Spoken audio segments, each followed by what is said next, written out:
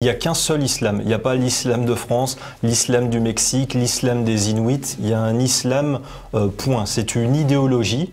Et la France, par rapport à cette islamité, c'est juste un support géographique. Salut les guerriers, dans cette nouvelle leçon de stratégie, nous allons voir comment comprendre son ennemi. Et pour illustrer mes propos, je vais prendre Majib Oukacha, qui est un spécialiste de l'islam, pour vous faire comprendre à quel point c'est intéressant d'avoir d'autres sons de cloche. Quelle que soit votre position, pour comprendre votre ennemi, pour comprendre votre adversaire, il faut des spécialistes, il faut des experts. Si par exemple vous êtes capitaliste, eh bien, il faut aussi comprendre vos adversaires, les adversaires qui sont en face. Si vous êtes entrepreneur, il faut comprendre aussi vos adversaires et les gens dans la société qui peuvent être contre vous. C'est pas le seul élément qui vous permettra de comprendre votre adversaire, mais c'est un des éléments qui le permettra. La religion de paix, d'amour et de tolérance. L'islam est très certainement la religion la plus intolérante, la plus totalitaire et la plus violente de toutes les religions possibles et imaginables sur la planète Terre. Majib Oukacha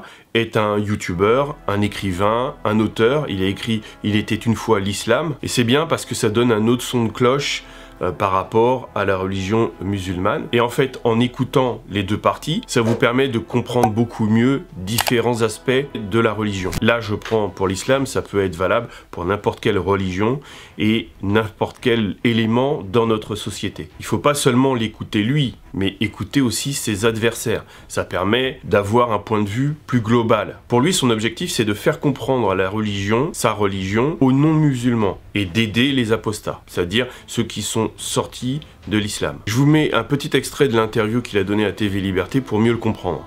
L'islam de France, pour moi, c'est une antinomie. Si on se concentre sur le fait que la France, c'est un champ de valeurs, notamment les valeurs des lois occidentales qui sont libertaires et égalitaires, l'islam, qui est un code juridique, c'est le contraire de tout cela. Le véritable islam, fondamentalement, est une religion qui criminalise la liberté de conscience, qui est esclavagiste, qui est misogyne et qui est violente. Ah ouais, j'allais oublier.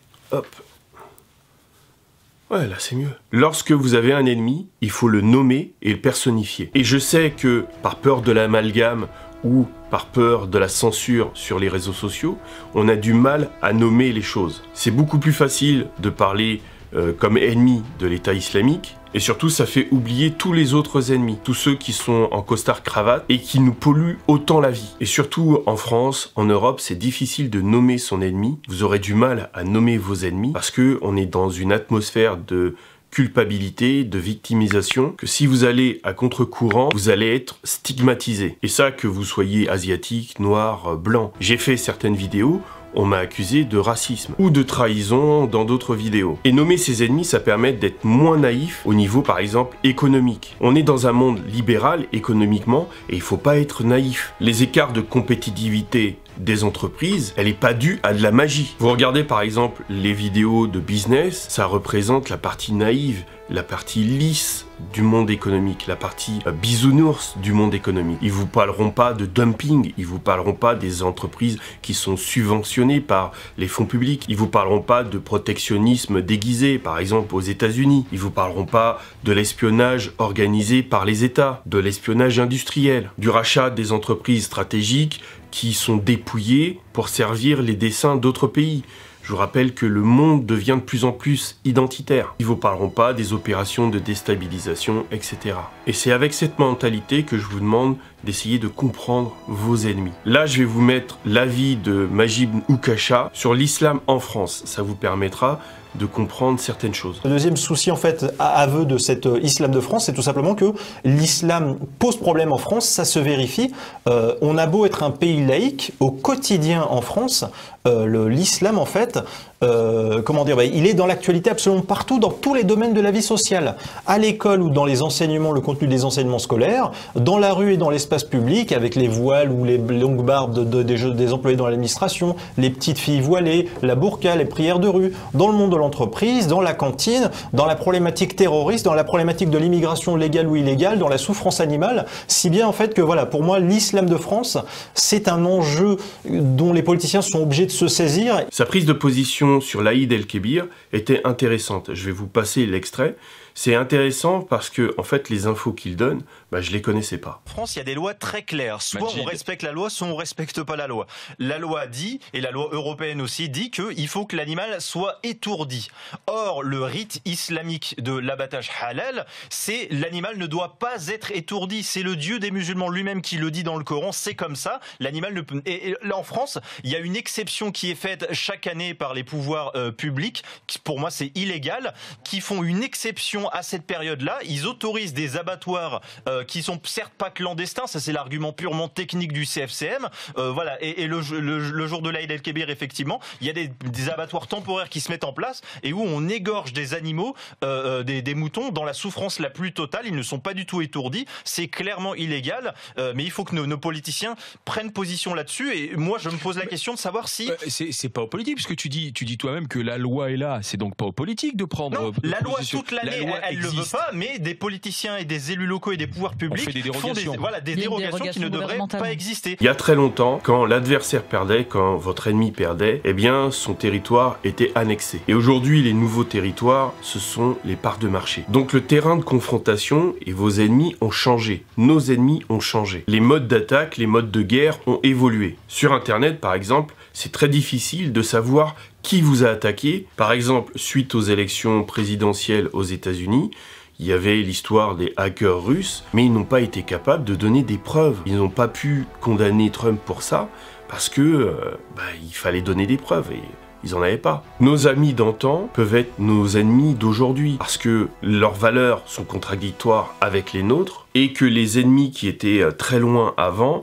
sont beaucoup plus proches. Et c'est très difficile de tous les identifier. Lorsque les Anglais ont affronté les Impis Zoulous en Afrique du Sud, ils les voyaient arriver, des fois un peu trop tard, comme à Islandwana. Lorsque les Anglais affrontaient Napoléon, ils voyaient les carrés français arriver. Mais aujourd'hui, les attaques, elles peuvent être nombreuses. Et c'est pour ça que c'est important de comprendre au moins les ennemis qu'on a identifiés, les ennemis que vous avez identifiés. À votre niveau, vous avez forcément des ennemis, vous avez forcément des adversaires, que ce soit politique ou économique. Vous savez, c'est super facile de mettre en avant, par exemple, la tête des Afghans, parce que c'est la caricature parfaite d'un ennemi, barbu, austère et complètement différent. Mais les ennemis les plus puissants, ils ressemblent pas à ça. Vous savez, c'est un peu comme dans Le Seigneur des Anneaux. Si vous réfléchissez comme réfléchissent les politiques ou les demeurés, vous allez voir que votre ennemi, ce ne sont que les gobelins, ce ne sont que les orques. Et jamais vous ne verrez ceux qui sont derrière. Vous ne verrez pas les Nazgûl, vous ne verrez pas Sauron. Et donc vous serez vraiment incapable de gagner. Donc c'est important de comprendre concrètement vos ennemis. Parfois Majim Oukasha, pour faire comprendre qui sont nos ennemis, qui sont les ennemis de la France, eh bien il fait appel à l'humour.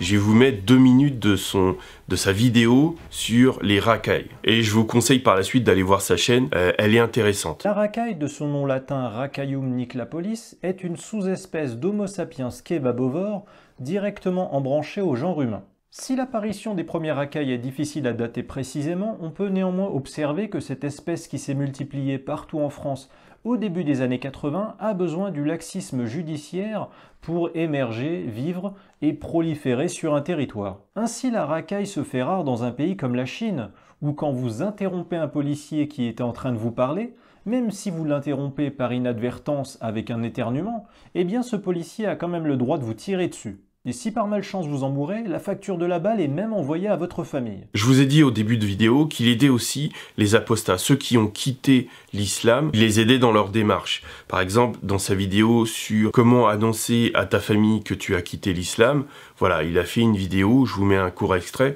c'est assez intéressant. C'est intéressant parce que quand vous faites changer de camp quelqu'un, c'est important de s'en occuper. C'est important de l'aider. Des nouveaux ex-musulmans, et maintenant ils ont peur d'annoncer à leur famille, à leurs amis, à leurs conjoints qu'ils ont quitté l'islam, parfois même à leurs enfants qu'ils ont éduqués dans l'islam. En tout cas, ils ne savent pas comment s'y prendre, voilà, pour dire à leur entourage qu'ils ont quitté l'islam. Pour comprendre son adversaire, pour comprendre son ennemi, c'est important d'avoir différents sons de cloche. Je l'ai déjà dit. Là, je vous mets un extrait de 2 conceptions complètement différentes de la société. J'allais oublier quelque chose qui était vraiment important pour comprendre ses ennemis, c'est de s'abonner et de mettre la cloche, parce que sinon vous n'allez pas recevoir les prochaines vidéos. Pensez à vous inscrire dans mes emails privés, je parle de stratégie de guerre économique pour les individus souverains. Et je ne vous spamme pas, hein, je ne vais pas envoyer 30 000 mails. Je vais utiliser la concentration des efforts, c'est un principe de la guerre, hein, pour vous dire, concentrez-vous sur vos ennemis. Ça peut être quelqu'un qui vous barre le chemin, hein, qui